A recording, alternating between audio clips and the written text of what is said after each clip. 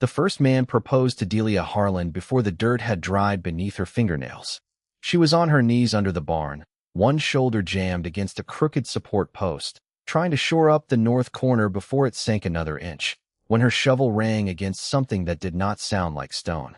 She dug with both hands then and brought up a lump the size of a hen's egg, heavy as a horseshoe and bright as a candle held inside the earth. Gold, not color in gravel, not a rumor. Real gold glowing in her palm while mice rustled in the hay above, and the whole barn smelled of old timber, damp clay, and a life one storm away from breaking. "Mrs. Harlan," Reverend Pritchard said from the open stall door, his boots still too clean for the place, "I hope you'll forgive my boldness, but a woman in your situation ought not face this alone. If you would consider marriage." Delia sat back on her heels and looked from the gold in her hand to the preacher in his Sunday coat. Her husband had been dead 9 months.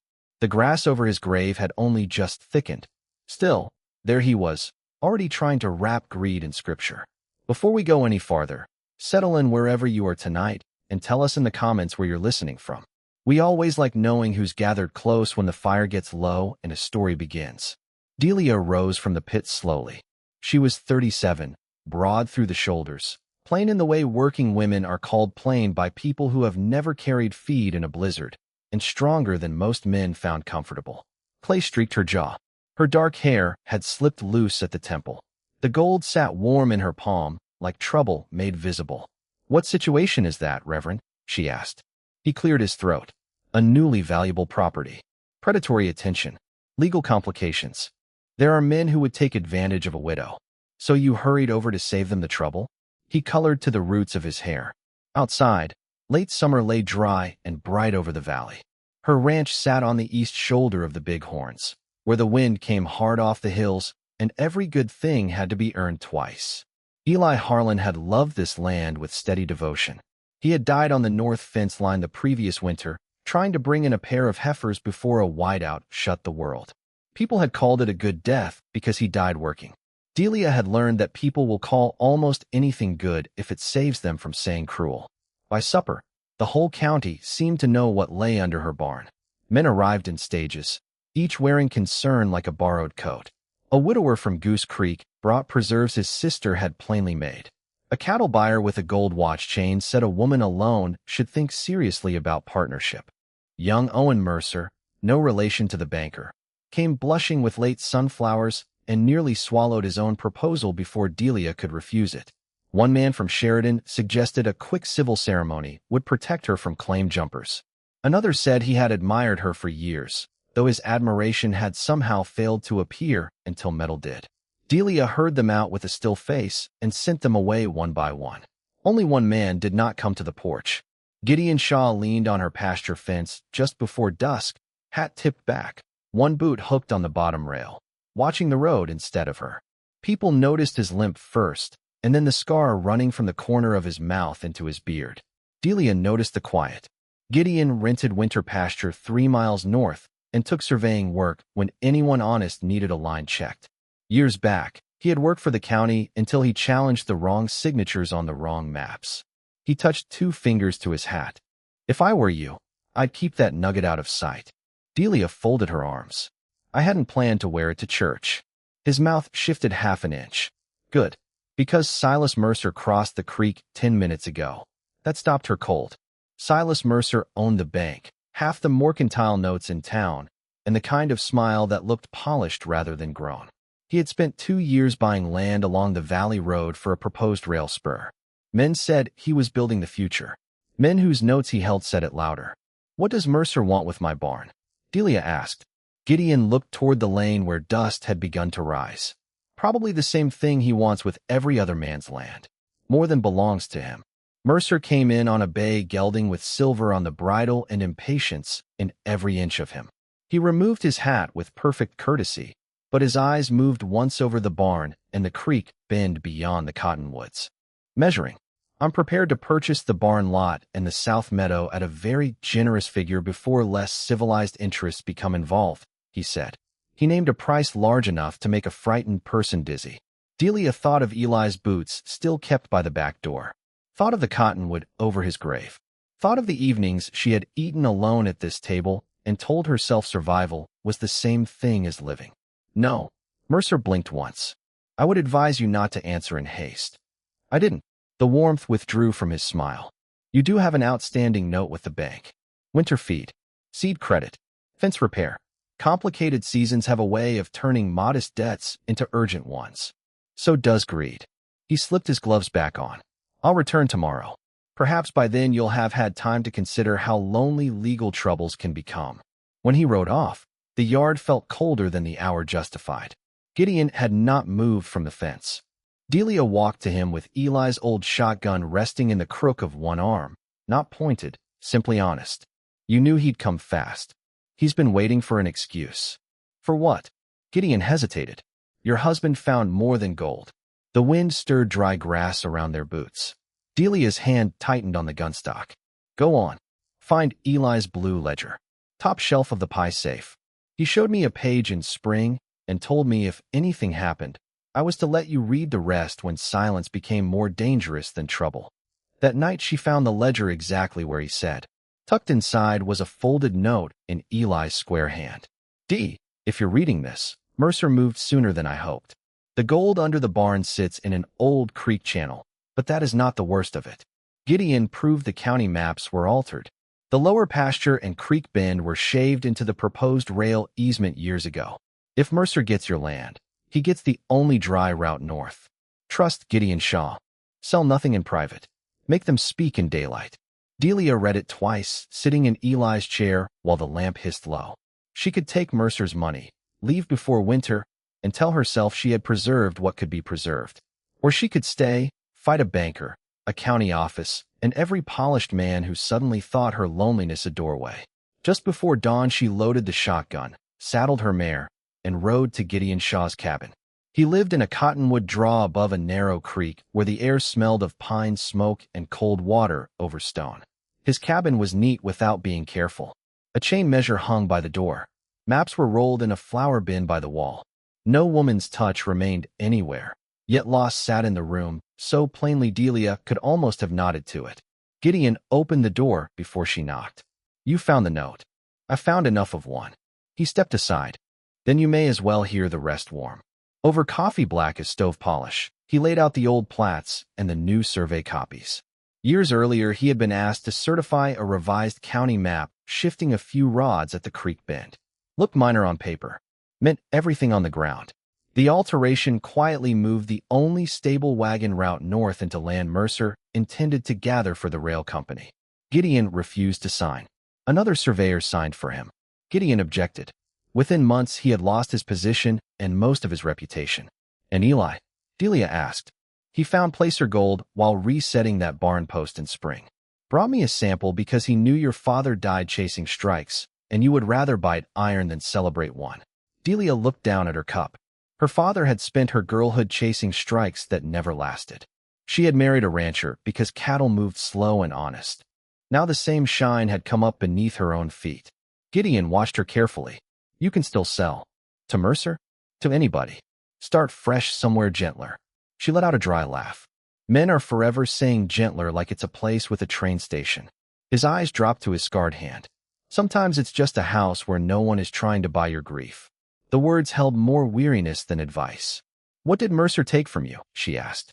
For a while the only sound was the stove settling. Then Gideon said, time, work, and the last clean months of my wife's life. He did not look up as he spoke. Clara took sick the summer I was fighting those maps. Fever. I kept riding into town to push the complaint, sure that if I stopped one more theft would stand. By the time I gave up and rode home for good, the fever had turned her mind. She died before harvest believing I had chosen papers over her breathing. Delia swallowed. I'm sorry. So am I. He finally met her eyes. That's why I'm telling you the easy road is still open. Once you start this, Mercer won't stop at money. He will humiliate, isolate, and ruin where he can. Delia thought of every man who had smiled at her porch. Thought of Eli writing, make them speak in daylight. Then she set down her cup. Folks only call a woman stubborn when easy would have profited them more, she said. Something like respect moved through Gideon's face. Then we file in town. Today. They rode into Sheridan together under a high pale sky, with dust lifting off the road behind them. News had outrun them, of course. Women leaned from shop doors. Men tipped hats with too much interest. Mrs. Finch from the boarding house, flower on one sleeve and a wooden spoon still in hand, caught Delia by the elbow and whispered, "If half these fools propose, start charging." At the recorder's office, Gideon laid out the old plats, the copied surveys, and Delia's formal notice of mineral claim and boundary dispute. Mercer arrived before the clerk finished blotting the second page. He brought the sheriff and a lawyer with cuffs whiter than new snow. "This filing is premature," Mercer said. "Mrs. Harlan is under understandable emotional strain." Delia signed her name without looking at him. "Funny, my hand seems steadier than yours." The clerk, a narrow woman who hated being interrupted mid-ink, stamped the document so hard the desk shook. That was the point of no return. Not when Delia found the gold. When her name came down in public record against a powerful man, and everyone in the room heard it. By evening, the county had split exactly as counties do. Mrs. Finch sent pies. The bank sent notice that Delia's note would be reviewed at once. 3 more suitors appeared. One brought a marriage contract. Delia told him if he came back, he'd leave with it folded into a shape unfit for legal use. Gideon kept repairing the barn with her through all of it. He was careful with timber, careful with words, and never once mistook usefulness for permission. Together they pried up warped boards, traced the old creek line under the floor, and found 2 more small nuggets in the gravel seam. "He isn't only after the gold," Gideon said one evening, fitting a brace into place. "Gold gets people excited. That route across your pasture makes him powerful. Then he can die disappointed." His mouth almost bent into a smile. "That may happen yet." Support came from surprising corners. Old Mr. Harker from the feed store planted himself on Delia's porch some afternoons. Owen kept bringing sunflowers and useful news from town. Mrs. Finch came to shell peas and call every suitor a scavenger until proven otherwise. Mercer answered by tightening the screws. The bank called Delia's note due within 30 days. A section of her north fence was cut clean through one night. Someone spooked her milk cow so badly she nearly broke a leg against the gate. And the newspaper ran a piece suggesting Gideon had manipulated a grieving widow to gain control of a mineral claim. Delia read the article at her kitchen table while Gideon stood by the stove, jaw set so hard the scar on his face went white. "They always do the same thing," he said quietly. "If facts won't bend, they try to poison the people carrying them." Delia folded the paper once, fed it to the fire, and said, "Then we carry them farther." The formal hearing was set for the first Monday in October. Mercer moved before then. On the final night of September, Gideon found fresh survey stakes driven along Delia's creek bend. Mercer's line: illegal, premature, and meant to become familiar enough that later men would call it established fact. Delia stood over the first stake in moonlight with the smell of river mud rising around her boots. "If you pull one," Gideon said, "you pull all." She bent, wrapped both hands around the cedar post, and tore it out of the ground. And for those of you listening, what would you have done in her place? Left those stakes standing until the law limped after them, or ripped them free with your own hands and let the night carry the sound where it pleased?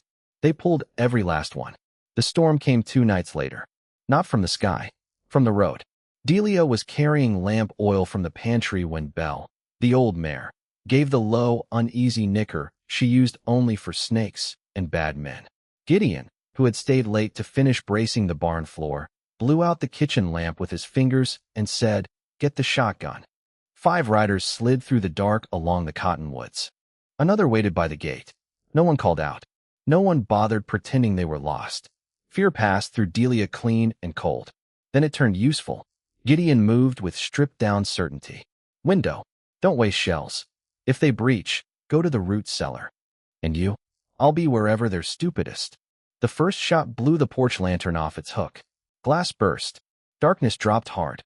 Delia fired through the kitchen window at the muzzle flash by the trough and heard a hoarse scream. Men scattered. Boots hammered the yard. Someone slammed against the side wall. Gideon met him at the door with the rifle, butt and a crack like greenwood splitting. Another man rushed the barn. Delia ran for the back porch because she knew every board blind. Powder smoke bit the air. A bullet splintered the post by her cheek. She dropped behind the rain barrel, rose long enough to fire again, and drove one rider off the barn doors. Then she saw who led them. Sheriff Rollins. That hurt somewhere deeper than fear. Rollins had stood hat in hand at Eli's burial. He had eaten pie at this very table and called it neighborliness. Now he was in her yard with Mercer's men. "You picked a poor side," she shouted. "I picked the winning one," he shouted back. Gideon dropped him with a shot through the shoulder before Delia could answer. Then Mercer himself stepped into the open by the well, coat flaring, shotgun in hand. Manners burned clean off him. "Last chance, Mrs. Harlan," he called. "Give me the deed box and the original plats, and I'll leave you your house. My house was never yours to spare. It will be ashes in 10 minutes. Behind Delia, from inside the barn, came the crash of boards giving way over the discovery pit. Someone was already under there.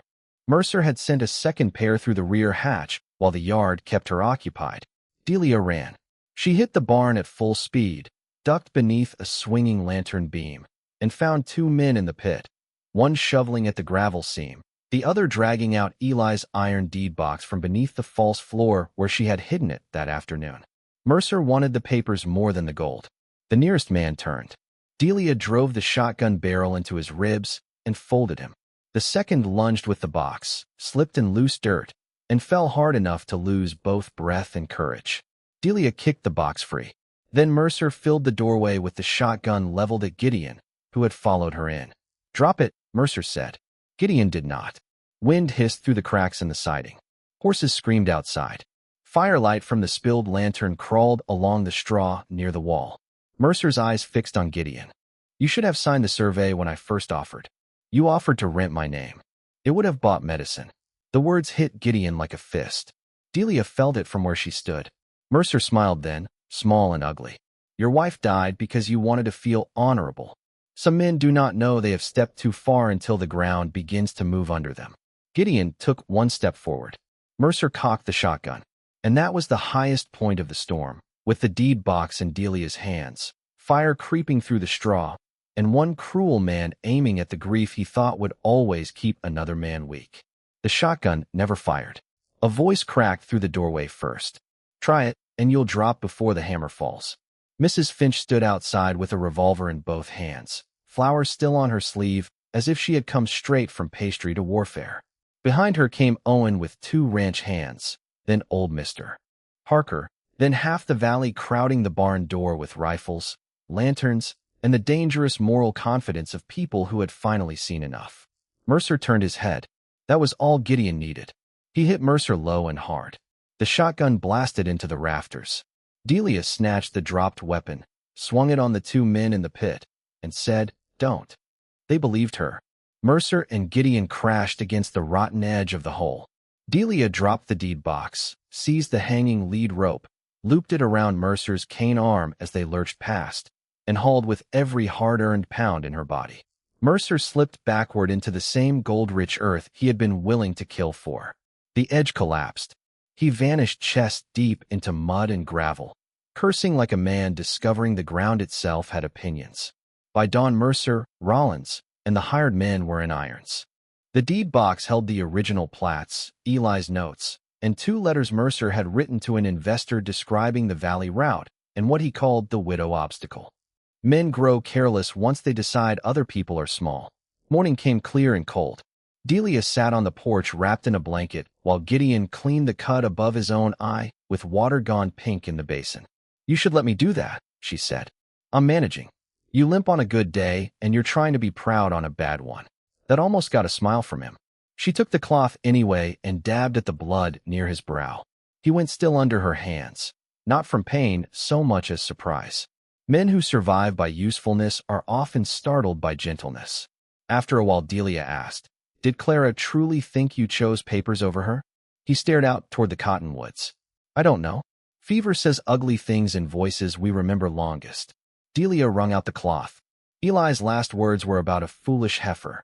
"I spent months resenting that. Then I understood it was mercy. He died still trying to save something smaller than himself." The porch boards warmed slowly under the new sun. Chickens scratched as if gunfire belonged to yesterday and therefore no longer counted. When Eli died, Delia said, "People brought casseroles, verses, and advice on how not to become hard. Then they all went home. Turns out grief is loudest after kind company leaves. Gideon looked at her then, truly looked. Grief doesn't leave when love comes in, he said quietly. It just stops eating supper alone. The words landed so softly they might have missed if they had not been exactly true. Delia went inside and returned with Eli's old pocket compass, brass worn smooth at the lid.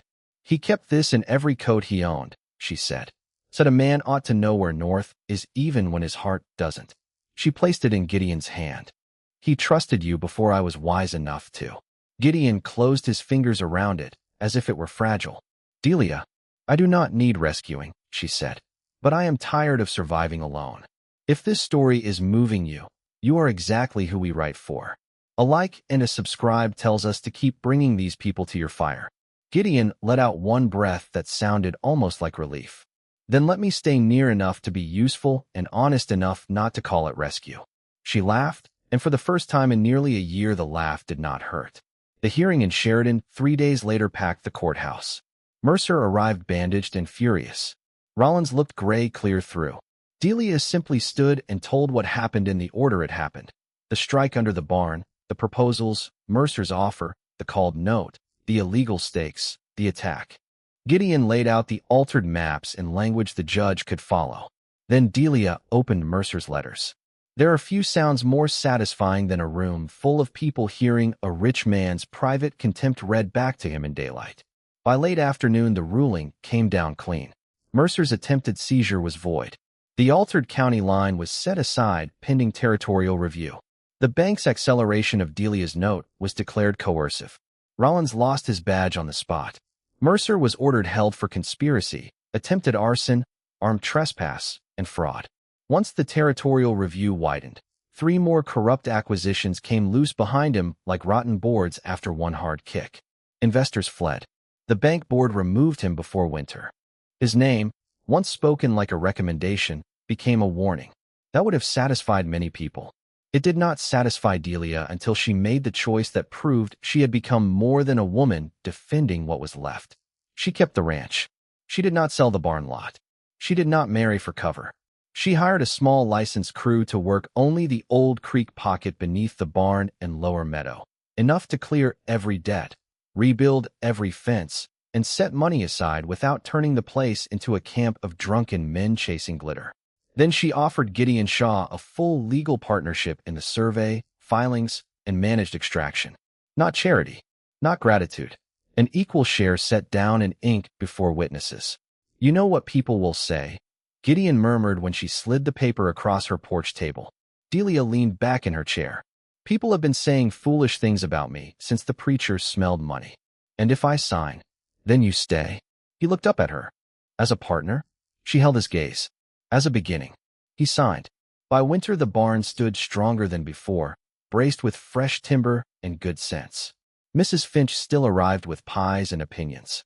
Owen kept bringing sunflowers every August, and Delia kept setting them first by Eli's grave before carrying the jar into the house. Kindness deserved somewhere to rest. Mercer went east in irons after the wider investigation proved he had built half his fortune on quiet theft and frightened signatures. Rollins ended up guarding freight in Casper, which people in Sheridan considered a moral improvement. Pastor Pritchard never proposed to anybody again without first checking whether money was involved, which was progress of a sort. As for Delia and Gideon, the house changed its sound slowly. Another cup on the breakfast table, another pair of boots by the door. They did not rush toward happiness. They built it the way good fences are built in rough country, post by post, and strong enough to survive weather. Years later, folks still told the story in town with the wrong emphasis. They said a lonely widow struck gold under her barn, and every man in the county proposed by fall. That part was true enough to keep. They said less often that she sent greed home limping, broke a banker with his own paperwork, and chose a quiet, broken man who never once mistook her strength for a thing needing correction. The better truth was this: some homes are built after the fire by the people who stayed. On a clear September evening years later, with supper warm on the stove and the rebuilt barn red in the last light, Delia and Gideon came in from the pasture carrying the day's final tools while the cottonwoods whispered over Eli's grave and the porch lamp held both their shadows steady in the window. Next time, we'll tell the story of the deaf seamstress sent west because her brothers called her useless, and the scarred ranch cook who recognized, before anyone else did, that she could hear danger through a floorboard long before any man saw it coming.